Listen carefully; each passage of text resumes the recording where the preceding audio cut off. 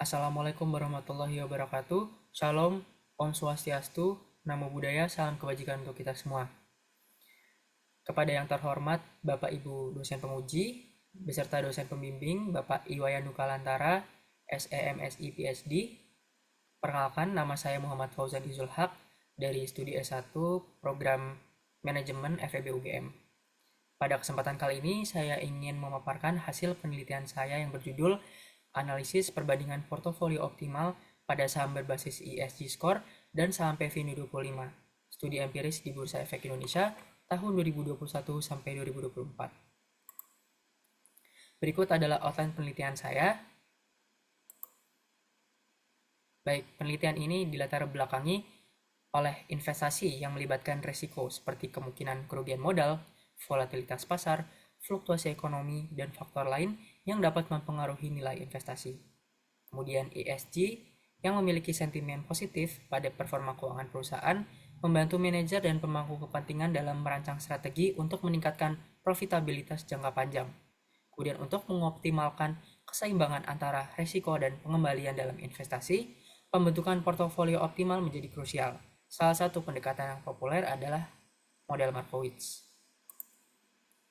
Temuan berikutnya, menurut hasil survei nasional ESG tahun 2019 yang dilakukan oleh CRMS Indonesia, perusahaan-perusahaan di Indonesia mulai menyadari pentingnya menerapkan prinsip ESG. Shanaev dan Kimire tahun 2022 juga menemukan bukti bahwa peningkatan ESG meningkatkan pengembalian abnormal dan sebaliknya. Penelitian lebih lanjut yang dilakukan oleh Torre menguji pengaruh indeks ESG terhadap return saham dari 46 perusahaan yang tercatat di indeks Eurostoxx 50. Hasil penelitian menunjukkan ESG terbukti memberikan dampak positif pada return saham yang beroperasi di sektor energi. Dapat kita lihat pada grafik di samping. Setelah tahun 2022, harga saham pada indeks saham berbasis ESG dan IHSG cenderung naik, meskipun ada periode penurunan yang dipengaruhi oleh faktor-faktor seperti kenaikan suku bunga di Amerika Serikat. Pada tahun 2021, IHSG sempat turun tajam akibat tekanan pasar global, tetapi berhasil pulih dengan kenaikan signifikan sebesar 9,71% pada akhir tahun. Indeks PVNU 25 meskipun telah dievaluasi masih mengalami penurunan yang signifikan hingga Juli 2021. Kemudian masuk ke rumusan masalah, yaitu investasi selalu melibatkan keseimbangan antara risiko dan pengembalian, sehingga diversifikasi menjadi penting untuk mengurangi risiko tersebut. Investasi yang mengusung label ESG mengalami peningkatan yang signifikan karena meningkatnya kesadaran investor terhadap isu-isu keberlanjutan. BI juga mencatat pada tahun 2016 hanya terdapat satu produk ESG di pasar modal Indonesia. Namun pada tahun 2021 angkanya meningkat tajam menjadi 15 produk dengan nilai 3,45 triliun. Sehingga penelitian ini mengungkap kinerja portofolio yang dioptimalkan dan membandingkannya dengan pendekatan konvensional, sehingga menunjukkan manfaat potensial dari pertimbangan ESG dalam pengambilan keputusan portofolio. Kemudian berikut adalah pertanyaan penelitian saya dan tujuan penelitian saya. Yang pertama adalah menguji perbedaan return yang terdiri dari saham-saham terdaftar di BI yang tercatat mempunyai nilai ESG dengan portofolio saham indeks PVNU 25. Kedua, menguji perbedaan risiko yang terdiri dari saham-saham terdaftar di BI yang tercatat mempunyai nilai ESG dengan portofolio saham indeks PVNU 25. Ketiga, menguji kinerja portofolio menggunakan Risk Adjusted Performance Analysis saham-saham yang tercatat mempunyai nilai ESG dibandingkan dengan portofolio saham-saham pada indeks PVNU 25 berdasarkan Markowitz model. Berikut adalah tinjauan literatur. Investasi adalah tindakan mengalokasikan sejumlah dana atau modal dalam suatu perusahaan atau proyek dengan tujuan memperoleh keuntungan di masa depan. Kedua, portofolio adalah hasil dari menggabungkan beberapa sekuritas yang dipilih untuk diinvestasikan dalam periode waktu tertentu dengan bobot tertentu untuk setiap sekuritas dengan tujuan utama mengurangi risiko. Kemudian ESG merupakan istilah yang umum digunakan oleh investor untuk mengevaluasi dan menilai kinerja keuangan perusahaan di masa mendatang. Keempat, portofolio model Markowitz, yaitu teori portofolio dengan asumsi bahwa investor membuat keputusan investasi berdasarkan return expectation dan risiko portofolio. Kemudian Sharpe ratio adalah metode yang menggunakan konsep capital market line atau teknik yang biasa disebut sebagai reward to variability ratio untuk membandingkan kinerja portofolio. Indeks Sharpe dihitung dengan membagi excess return dengan variabilitas return portofolio. Kemudian berikut adalah kerangka penelitian saya yang menghasilkan hipotesis 1, yaitu terdapat perbedaan return yang terdiri dari portofolio saham-saham terdaftar di BI yang tercatat mempunyai nilai ESG dengan portofolio saham indeks Pevino 25. Kemudian hipotesis kedua, terdapat perbedaan risiko yang terdiri dari portofolio saham-saham terdaftar di BI yang tercatat mempunyai nilai ESG dengan portofolio saham indeks Pevino 25. Kemudian hipotesis ketiga, terdapat perbedaan kinerja portofolio menggunakan risk adjusted performance analysis antara portofolio saham-saham terdaftar di BI yang tercatat mempunyai nilai ESG dibandingkan dengan portofolio saham indeks Pevino 25.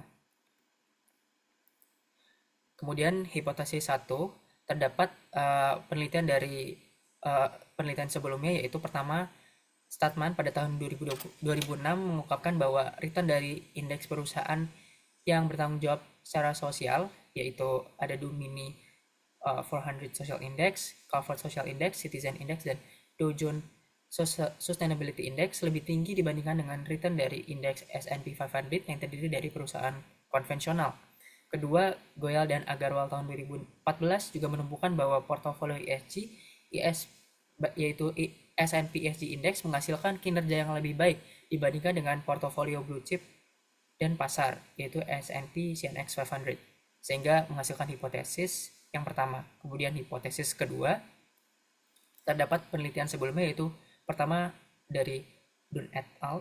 Pada tahun 2017 menemukan bahwa portofolio dengan skor ESG yang buruk memiliki total risiko yang lebih tinggi dibandingkan dengan portofolio dengan skor ESG yang baik, dan portofolio yang membandingkan keduanya memiliki total risiko negatif. Yang kedua, perusahaan yang mengintegrasikan ESG dapat memperoleh manfaat kinerja jangka pendek dan pengurangan risiko jangka panjang, yaitu dari Kies et al. 2019.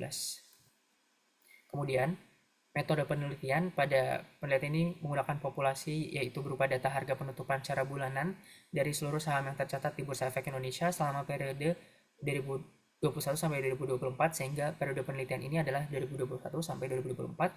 Kemudian data dan sampel, yaitu data ESG Risk Score dari Sustainalytics periode 2021 sampai 2024.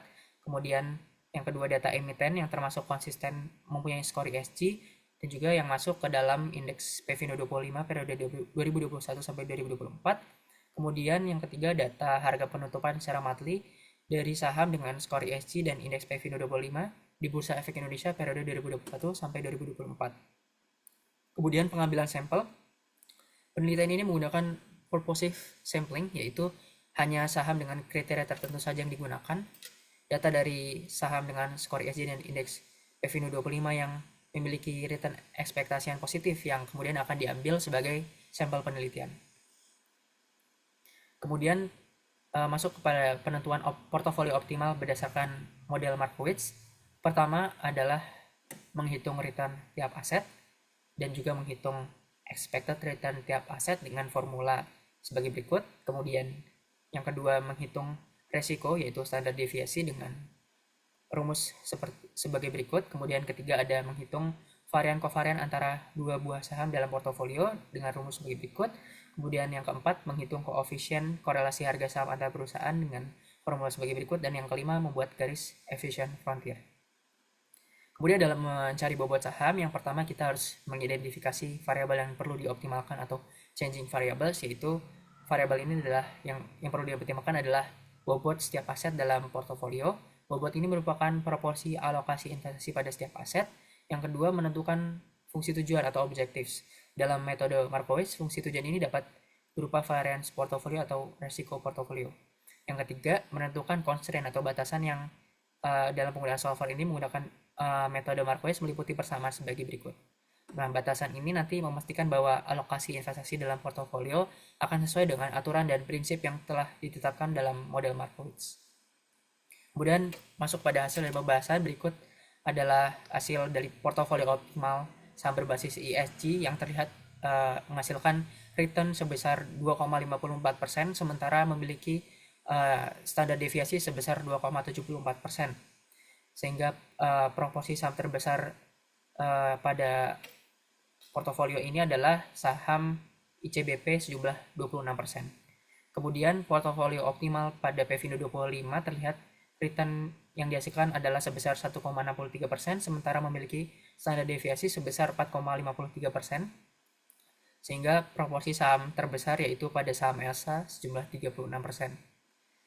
Kemudian dilakukan juga uji t-test dengan hipotesis yang pertama yaitu perbedaan tingkat return terlihat pada tabel mempunyai nilai probabilitas 0,000001 jika dibandingkan dengan nilai signifikansinya yaitu 0,05 atau 5%. Dinyatakan bahwa tingkat return dari saham berbasis ESG dan Pevindo 25 ini terdapat perbedaan yang signifikan, artinya H1 diterima. Kemudian yang kedua, perbedaan tingkat resiko terlihat juga pada tabel mempunyai nilai probabilitas 0,028 jika dibandingkan dengan nilai signifikansinya yaitu 0,05 atau 5%. Dinyatakan bahwa tingkat return dari saham berbasis ESG dan Pevindo 25 terdapat perbedaan yang signifikan, yang artinya H2 juga diterima. Masuk kepada pengujian kinerja portofolio menggunakan Sharpe ratio. Pada kesimpulannya, pertama, portofolio optimal saham berbasis ESG menghasilkan return portofolio yang positif yaitu sebesar 2,54%, serta menghasilkan resiko portofolio sebesar 2,74%. Dan dengan menggunakan risk free rate per bulan sebesar 0,42%, maka Sharpe ratio didapat yaitu sebesar 0,78. Kemudian yang kedua, portofolio optimal saham Pevindo 25 juga menghasilkan return portofolio yang positif sebesar 1,63%, serta menghasilkan risiko portofolio sebesar 4,53%, dan menggunakan risk free rate per bulan sebesar 0,42%, maka Sharpe ratio juga didapat sebesar 0,33, sehingga Sharpe ratio lebih besar pada portofolio saham berbasis ESG dibandingkan portofolio Pevindo 25. Sehingga masuk pada kesimpulan, yaitu pertama, dalam model Markowitz, portofolio optimal saham berbasis ESG menghasilkan return yang diharapkan sebesar 2,54% per bulan dengan resiko sebesar 2,74% per bulan. Sementara portofolio optimal dari indeks Pevindo 25 menghasilkan return yang diharapkan sebesar 1,63% per bulan dengan resiko sebesar 4,53% per bulan. Kedua, uji beda dua rata-rata independen sampel t-test menyimpulkan terdapat perbedaan pada tingkat return dan risiko pada portofolio optimal saham berbasis ESG dan portofolio optimal Pevindo 25 di Bursa Efek Indonesia selama periode 2021 sampai 2024. Ketiga, portofolio optimal saham berbasis ESG memiliki kinerja yang lebih unggul dibandingkan dengan portofolio optimal indeks Pevindo 25 yang menghasilkan nilai uji kinerja Sharpe ratio sebesar 0,78, sementara pada Pevindo 25 hanya menghasilkan nilai sebesar 0,33. Kemudian keterbatasan pada penelitian, yaitu penelitian ini memanfaatkan data histori saham yang terbatas pada periode waktu tertentu. Kedua, penelitian ini menggunakan data sekunder dari Sustainalytics dan hanya mencakup beberapa perusahaan di Indonesia yang sudah memiliki skor ESG. Kemudian yang ketiga, sampel pembanding saham non-ESG pada penelitian ini terbatas pada indeks Pevindo 25. Kemudian masuk pada saran, yaitu pertama, penelitian berikutnya diharapkan dapat memperluas cakupan data yang dianalisis. Kedua, penelitian selanjutnya dapat mengeksplorasi penggunaan model yang lebih kompleks dalam analisis portofolio. Kemudian terakhir, penelitian berikutnya diharap dapat mempertimbangkan untuk memasukkan faktor eksternal yang dapat mempengaruhi kinerja portofolio seperti faktor ekonomi makro, perubahan regulasi, sentimen pasar, atau peristiwa khusus yang berdampak pada industri tertentu. Baik, sekian pemaparan hasil penelitian dari saya. Kurang lebihnya mohon maaf. Terima kasih.